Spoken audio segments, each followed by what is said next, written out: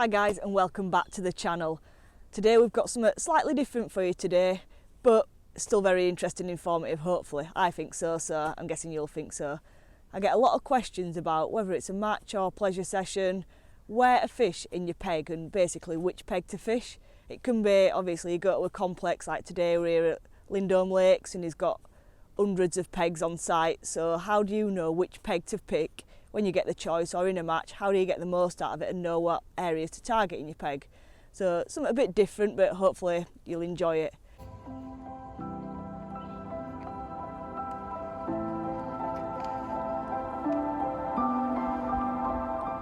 So today I've actually come and sat on beaches on peg 5. So if you look around me, you think, why have I picked here?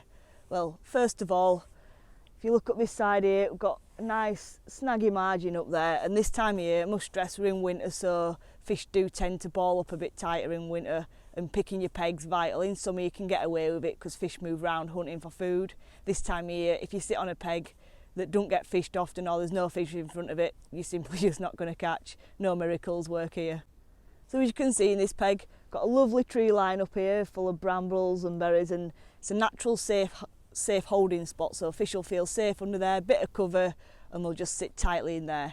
Then any fish that are willing to feed, put your bait in front of them, and most of the time they can't resist. So when we're sat here now, look in front of me, where do I target and why do I target, more importantly?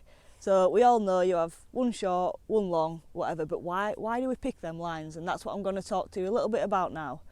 So at the start of the session, obviously we come, we put his box down, we bang around a little bit, even if we try to be quiet. This time of year, clarity at water, fish can see what's going on, and they naturally will push back. So they'll push back to where they feel safe, holding area, and that's why I say I start on like a 13-metre line. I think that gives me enough gap between me and the fish where they feel safe, and if they're willing to have a bit of a feed, they will.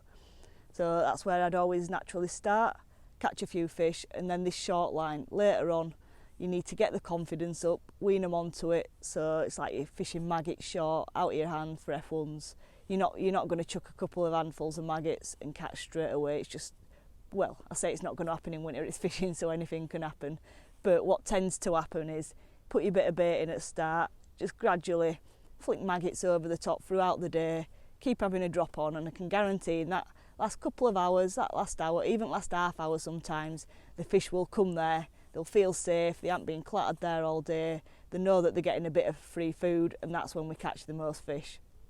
So, like I say, that long line, start there, bit of comfort for the fish, and I'll always have a couple, so like this time of year, it's even more important. I know I keep stressing that, but winter's a lot different to summer.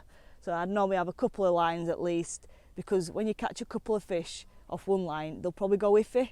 So by that I mean you'll miss a bite, you'll get an indication as if there's a fish there, but not catch anything. So they get a bit wary, whereas if you feed two exactly the same, if you catch a couple of fish off one line, then you can move on to the other line, they'll feel safe there because they've been left to feed, catch a couple there and just keep alternating, just like what we say is we're bouncing the fish between both lines.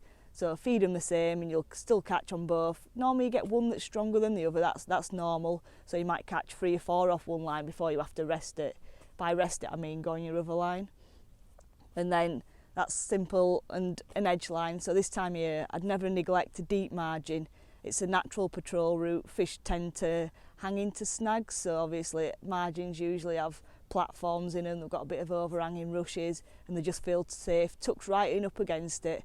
And obviously when they want to come out, if there's a bait there, more often than not they'll take it just as it's getting a bit darker or just later on in the session.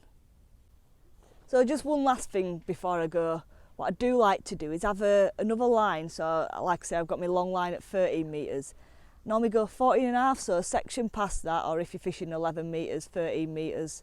And what I do there is, so at the start I'll put a bit of bait in, so say if we're fishing maggots and ground bait, which I tend to fish this time of year, I'll put a little nugget of ground bait in with a few maggots and just leave it, but directly behind my 13-metre line. So if I'm fishing my 13-metre line here, I'll use the same far bank marker as what I have on my 13-metre line at 14.5 metres, put that bit of bait in. And we all know when we're fishing maggots and natural baits like that, when you're feeding with a catapult, they never group as tightly as you want them. You always get the odd ones that go past.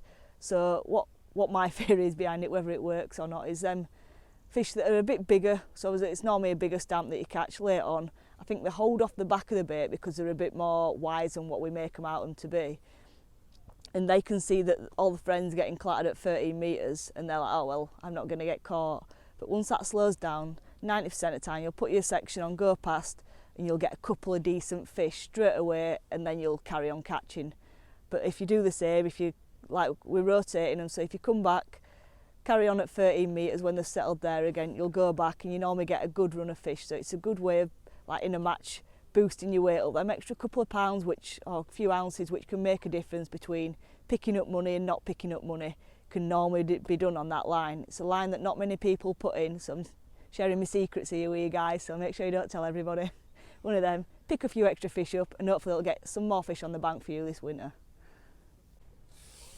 Oh, there we go. Could be a nice little F1 this, I reckon.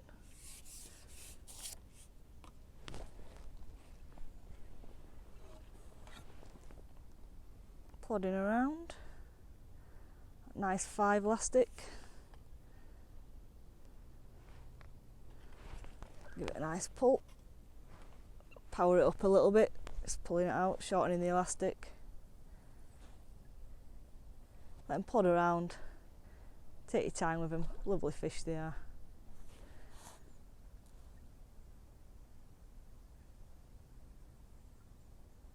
There we go. Nice little F1.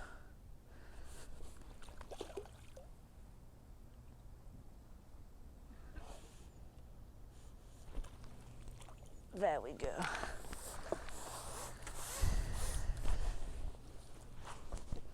More than welcome. Look at that. Lovely fish he is. Unhook him. There you go guys, thanks for watching. Lovely fish to end on. Hope you've enjoyed the video. Like and subscribe. Leave a comment if you want to, and I'll see you again. Cheers guys.